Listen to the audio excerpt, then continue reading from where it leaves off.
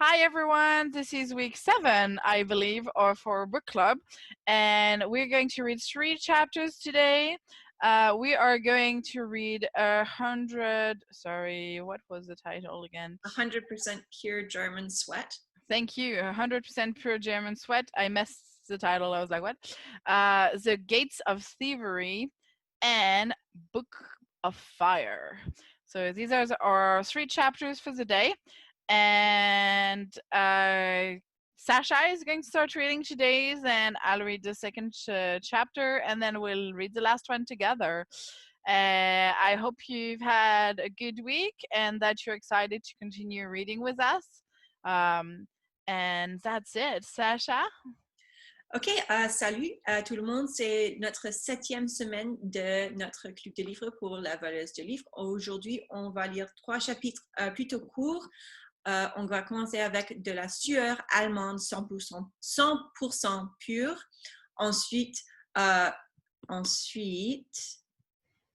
a les portes du vol et finalement un livre de feu. Alors, ensuite, on aura des questions pour vous, comme d'habitude. On espère que vous avez vous amusez encore et on espère que ces chapitres sont intéressants pour vous. Je vais commencer et ensuite Julie va continuer avec la deuxième chapitre et on va partager la troisième. Alors, de la sueur allemande 100% pure. Les gens étaient massés sur les trottoirs pour regarder défiler la jeunesse allemande vers la place de l'hôtel de ville, et à plusieurs reprises, Liesel oublia sa mère et ses problèmes du moment. Son torse se gonfla en réponse aux applaudissements. Certains enfants faisaient une signe de main à leurs parents, mais elle a dérobé, car ils avaient instruction de marcher droit et de ne pas regarder ou agiter la main en direction de la foule. Lorsque le groupe de Rudy arriva sur la place et reçut l'ordre de s'arrêter, quelqu'un rata le coche. Tommy Müller. Le reste de la troupe s'immobilisa et Tommy entra en collision avec le garçon qui le précédait. Tom Coff, cracha celui-ci avant de se retourner. Excuse-moi, dit Tommy, les bras tendus en un geste d'excuse. Les différentes parties de son visage semblaient se télescoper. Je n'ai pas entendu. C'était un incident mineur, mais il annonçait des ennuis. Pour Tommy, pour Rudy. À la fin du défilé, les jeunesses hitlériennes eurent l'autorisation de se disperser. Il aurait été pratiquement impossible de garder les jeunes groupés tandis que le feu de joie illuminait leurs regards et les excitait. Après un Heil Hitler lancé d'une seule voix, ils furent libres d'évoluer à leur guise. Liesel chercha Rudy, mais elle fut prise dans le tourbillon des uniformes et des cris des autres enfants qui s'interpellaient. Vers 16h30, le temps s'était considérablement rafraîchi. Les gens réclamèrent sur le ton de la plaisanterie qu'on allume le feu, histoire de se réchauffer. Toutes ces saletés ne sont bonnes à rien d'autre d'ailleurs. Les saletés en question furent apportées sur les charrettes et déchargées au milieu de la place, puis arrosées d'un liquide à l'odeur douceâtre. Parfois, des livres et des papiers glissaient ou se détachaient de la pile, mais ils étaient remis à chaque fois. De loin, le tas ressemblait à un volcan ou à un grotesque objet étranger qui aurait atterri par miracle en pleine ville et qu'il fallait anéantir au plus vite. L'odeur flottait en direction de la foule, tenue à bonne distance. Il y avait plus d'un millier de personnes sur la place, sur les marchés de l'hôtel de ville et sur les trottoirs alentours. Lorsque Liesel tenta de se rapprocher, elle entendit une sorte de crépitement et pensa que le feu avait déjà pris. Erreur, c'était le bruit que faisait la marée humaine en s'avançant. Ils ont commencé sans moi! Quelque chose lui disait que ce bûcher était un crime. Après tout, ces 3 livres étaient ce qu'elle possédait le plus précieux. Mais elle avait une envie irrésistible de voir la pile s'enflammer. Les humains aiment bien le spectacle d'une petite destruction, me semble-t-il. Ils commencent par les châteaux de sable et les châteaux de cartes et ils vont de plus en plus loin. Ils sont particulièrement doués pour ça. Elle fut soulagée lorsqu'elle découvrit un espace entre les corps agglutinés et put apercevoir le coupable entassement encore intact. On le tâtait du pied, on l'éclaboussait, on lui crachait même dessus. Esselé, hébété, condamné à subir son destin, il ressemblait à un enfant rejeté par les autres. aimé de personne, tête basse, main dans les poches. À jamais, Amen. La pile continuait à s'ébouler pendant que Liesel cherchait Rudy du regard. Où était donc ce sale girl? Lorsqu'elle leva les yeux, le ciel se ramassait sur lui-même. Un horizon de drapeaux et d'uniformes nazis lui bouchait à vue à chaque fois qu'elle essayait de voir par-dessus la tête d'un enfant plus petit. Inutile. Rien à faire avec la foule. Impossible de la fendre, de s'y faufiler ou de la raisonner. On ne pouvait que respirer et chanter avec elle et attendre son feu. Un homme juché sur une tribune demanda le silence. Son uniforme brun était nickel, fraîchement repassé. Le silence s'installa. Ses premiers mots, Heil Hitler. Son premier geste, saluer le Führer. Aujourd'hui est un grand jour, commença-t-il. Non seulement c'est l'anniversaire de notre grand chef, mais une fois encore, nous formons barrage à nos ennemis. Nous les empêchons d'atteindre notre esprit. Liesel cherchait toujours à se frayer un chemin dans la foule. Nous triomphons de la maladie qui s'était répandue dans toute l'Allemagne depuis 20 ans, voire plus. Il se livrait maintenant à ce qu'on appelle un Scheierei, l'implacable démonstration d'un discours vociféré par lequel il appelait l'assistance à faire preuve de vigilance et à débusquer et détruire les machinations qui projetaient d'infecter la patrie avec leurs méthodes déplorables. Ces gens immoraux, les communisten. Encore ce mot, ce vieux mot, des pièces sombres, des hommes en costume, des Juden, les Juifs. À la moitié du discours, Liesel perdit le fil. Dès l'instant où le mot communiste la frappa, le flot du récital nazi buta sur elle et se perdit dans les pieds allemands qui l'entouraient. Des cascades de mots, une fillette pataugeant dans l'eau. Cela lui revenait. Communisten. Jusque-là, à la BDM, on leur avait expliqué que l'Allemagne était la race supérieure, mais sans parler de qui que ce soit d'autre. Bien sûr, pour les Juifs, tout le monde savait, puisqu'ils étaient le principal offenseur par rapport à l'idéal germanique.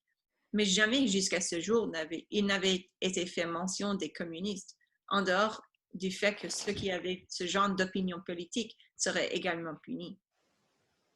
Elle devait sortir de là. Devant elle, une tête avec des cheveux blonds nattés et séparée par une raille au milieu se tenait absolument immobile. Les yeux fixés sur elle, Liesel revisitait ces pièces obscures de son passé. Elle voyait sa mère répondre à des questions qui se résumaient à un mot.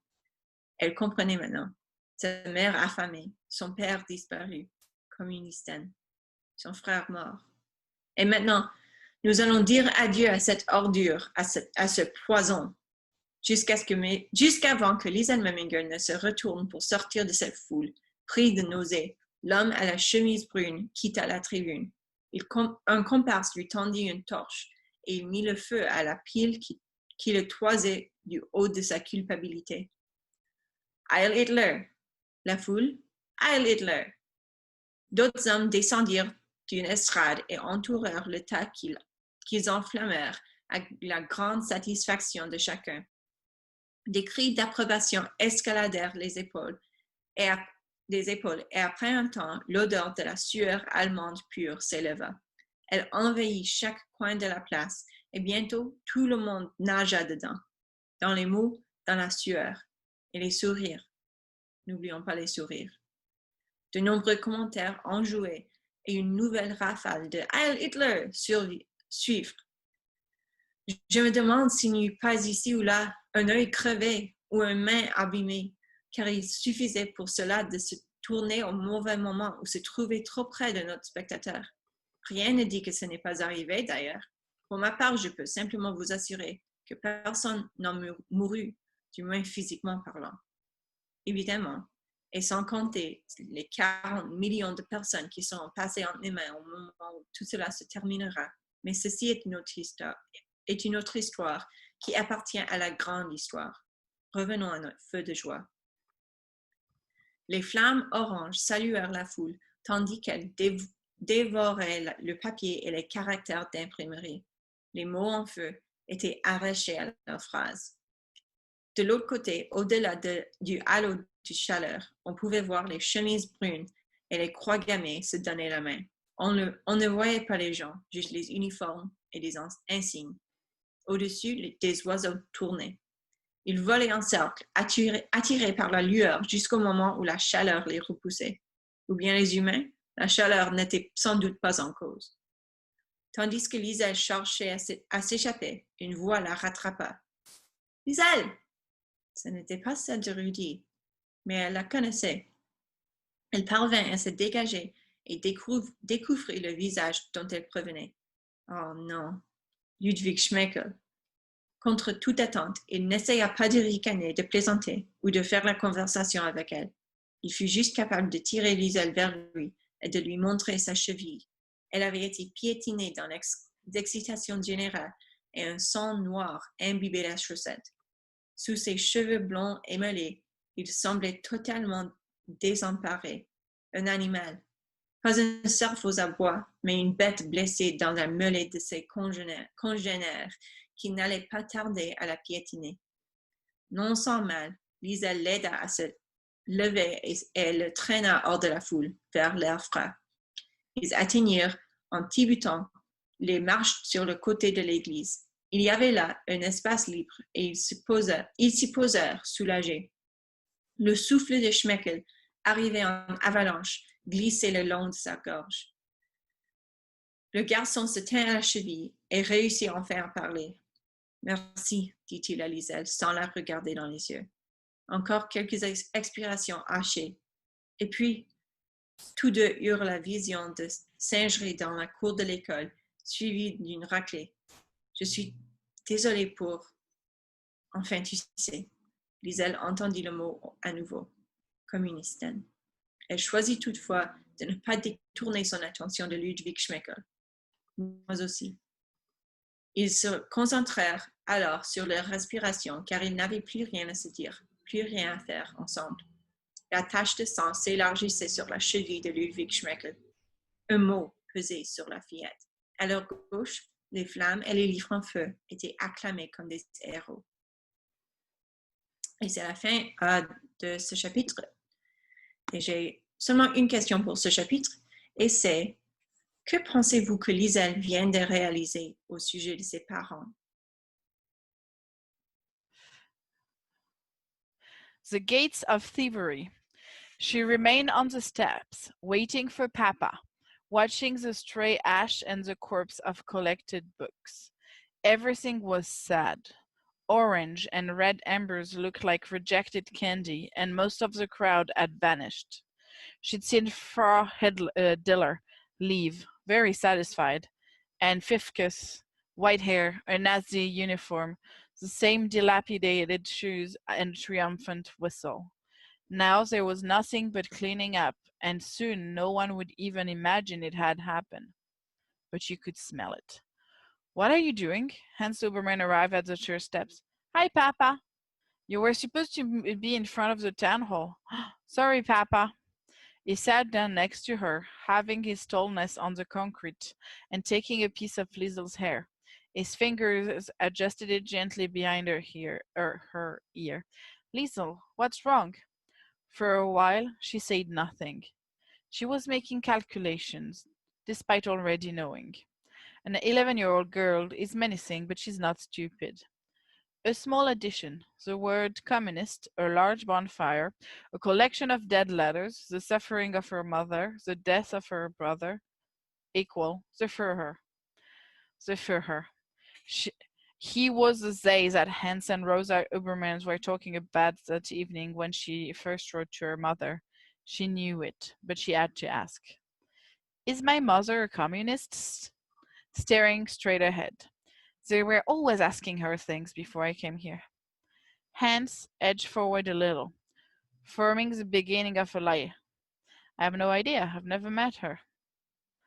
Did the Führer take her away? The question surprised them both, and it forced Papa to stand up. He looked at the brown-shirted man taking to the pile of ash with shovels. He could hear them hacking into it. Another lie was growing in his mouth, but he found it impossible to let it out. He said, I think he might have, yes. I knew it. The words were thrown at the steps, and Liesl could feel the slush of anger stirring hotly in her stomach. I hate the Führer, she said. I hate him. And Hans Huberman? What did he do? What did he say? Did he bend down and embrace his foster daughter as he wanted to? Did he tell her that he was sorry for what was happening to her mother, for what happened to her brother? Not exactly. He clenched his eyes, then opened them. He slapped Liesl Memminger squarely in the face. Don't ever say that. His voice was quiet but sharp. As the girl shook and sagged on the step, he sat next to her and held his face in his hands. It would be easy to say that he was just a tall man sitting poor-postured and shattered on some church step, but he wasn't. At the time, Liesl had no idea that her foster father, Hans Huberman, was contemplating one of the most dangerous dilemmas a German citizen could face. Not only that, he'd been facing it for close to a year. Papa? The surprise in her voice rushed her, but it also rendered her useless. She wanted to run, but she couldn't. She could take a Watson from Nuns and Roses, but it hurt so much more from Papa. The hands were gone from Papa's face now, and he found the resolve to speak again. You can say that in our house, he said, looking gravely at Liesl's cheek, but you never say it on the street, at school, at the BDM. Never. He stood in front of her and lifted her by the triceps. He shook her. Do you hear me? With her eyes trapped wide open, Liesl nodded her compliance. It was, in fact, a rehearsal for a future lecture when all of Hans Huberman's worst fears arrived on Hummel Street later that year in the early hours of a November morning. Good, he placed her back down. Now, let us try. At the bottom of the steps, Papa stood erect and cocked his arm 45 degrees. Heil Hitler. Liesl stood up and also raised her hand. With absolute misery, she repeated, Heil Hitler. It was quite a sight, an 11-year-old girl trying not to cry on the church steps, saluting the Führer as the voices over Papa's shoulder chopped and beat at the dark shape in the background. Are we still friends? Perhaps a quarter of an hour later, Papa held a cigarette olive branch in his palm. The paper and tobacco he just received. Without a word, Liesl reached gloomily across and proceeded to roll it. For quite a while they sat there together. Smoke climbed over Papa's shoulder. After another 10 minutes, the gates of thievery would open just a crack, and Liesl Memminger would widen them a little further and squeeze through. Two questions. Would the gates shut behind her, or would they have the goodwill to let her back out? As Liesl would discover, a good thief requires many things. Stealth, nerve, speed. More important than any of those things, however, was one final requirement: luck. Actually, forget the 10 minutes. The gates open now. So for this chapter, I have two questions. Why did Hans Huberman slap Liesl instead of hugging her? And who do you think asked, are we still friends, and why? And that's it for this chapter. Un livre de feu. L'obscurité gagnée, et une fois la cigarette fumée, Liesl et Hans Huberman s'apprêtèrent à rentrer. Pour quitter la place, ils devraient passer devant l'emplacement du feu de joie et emprunter une petite rue adjacente à la rue de Munich. Ils n'allèrent pas jusque-là. Un homme d'une cinquantaine d'années les interpella. C'était Wolfgang Edel, un charpentier. Il avait construit les estrades sur lesquelles les autorités nazies étaient juchées et il était en train de les démonter. Hans Huberman, il avait de longs favoris et une voix caverneuse. Hansi! Salut Wolfgang, répondit Hans. Il le présenta à la fillette. Un Heil Hitler résonna. Bien, Liesl. Pendant quelques minutes, Liesl se tint un peu à l'écart. Des bribes de conversation lui parvenaient, mais elle n'y prêtait guère attention. Tu as beaucoup de travail? Non, c'est très calme maintenant. Tu sais ce que c'est, surtout quand on n'est pas membre. Tu m'as dit que tu allais adhérer, ainsi. J'ai essayé, mais j'ai commis une erreur. À mon avis, ils sont encore en train d'y réfléchir. Liesl s'aventura du côté du tas de cendres. C'était comme un aimant, quelque chose de monstrueux qui attirait irrésistiblement le regard, à l'instar de la rue des étoiles jaunes. De même qu'elle n'avait pu se retenir d'aller voir le feu, elle était incapable de détourner les yeux des restes du bûcher. D'elle-même, elle n'avait pas suffisamment de volonté pour se tenir à distance. Elle s'en approcha, littéralement aspirée par eux. Au-dessus de sa tête, le ciel finissait de s'obscurcir, mais au loin, au-dessus de la croupe des montagnes, un reste de lumière grise persistait.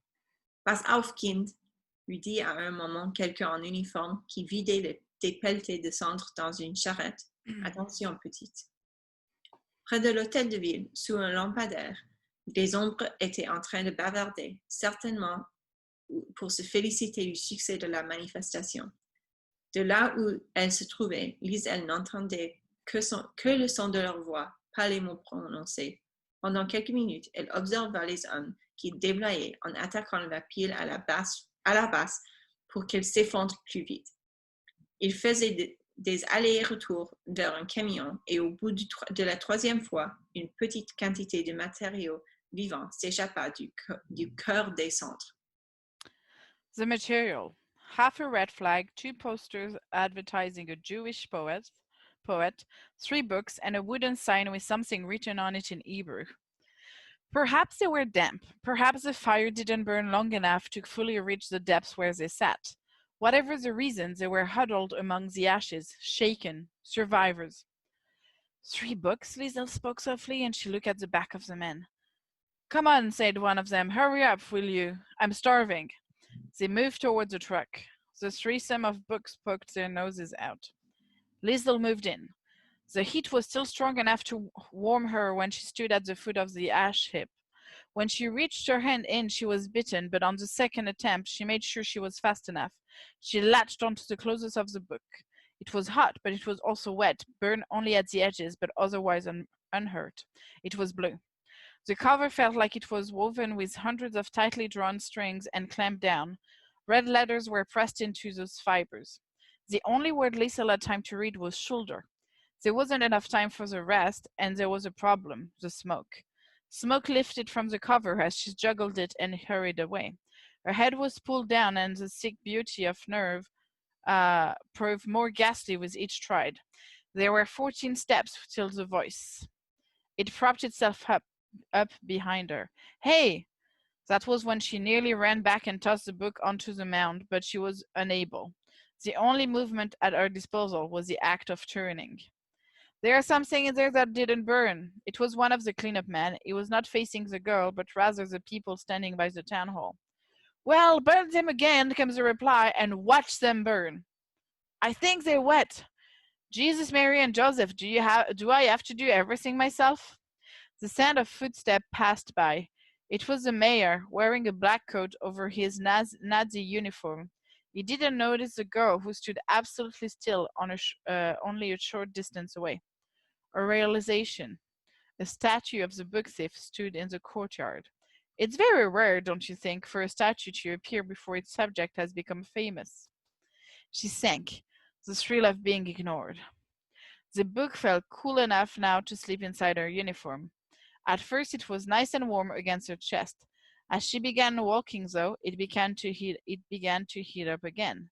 By the time she made it back to Papa and Wolfgang Edel, the book was starting to burn her. It seemed to be igniting. Both men looked at her. She smiled. Immediately, when the smile shrank from her lips, she could feel something else, or more to the point, someone else. There was no mistaking the what feeling. It was all over her, and it was confirmed when she dared to face the shadows over at the town hall. To the side of the collection of silhouettes, another one stood, a few meters removed, and Liesl realized 2 things. A few small pieces of recognition.